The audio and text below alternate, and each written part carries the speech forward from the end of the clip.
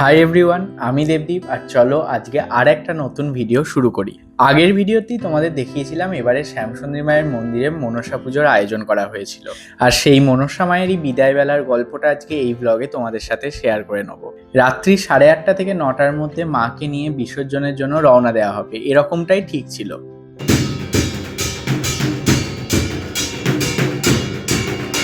কিন্তু বিদায় বেলায় মাকে সাজিয়ে বরণ করে এবং আরতির শেষে যখন রওনা দেওয়া হলো তখন কিন্তু আর 8:30 না, তখন বেজে গিয়েছিল প্রায় 11টা। এখানেই বাজছে 11:45। কখন যে বাড়ি যাব জানি না। 11:45 বেজে গেছে, এখনো মাকে গাড়িতে তোলা হয়নি। কিন্তু ওই কথাই বলে না, যার শেষ ভালো তার সব ভালো, সেরকমই সবাই মিলে মাকে যখন রাত 11টা নাগাদ গাড়িতে তোলা হলো আর আমরা সবাই মিলে বিসর্জনের জন্য যাত্রা করলাম, তখনকার মজাটাই ছিল আলাদা। আর ঠিক যেমনটা তোমরা আগের ক্লিপসে দেখলে, মায়ের বিদায় বেলায় কিন্তু শুধুমাত্র সিঁদুর খেলার আয়োজনই ছিল না, ছিল আবির খেলার আয়োজন।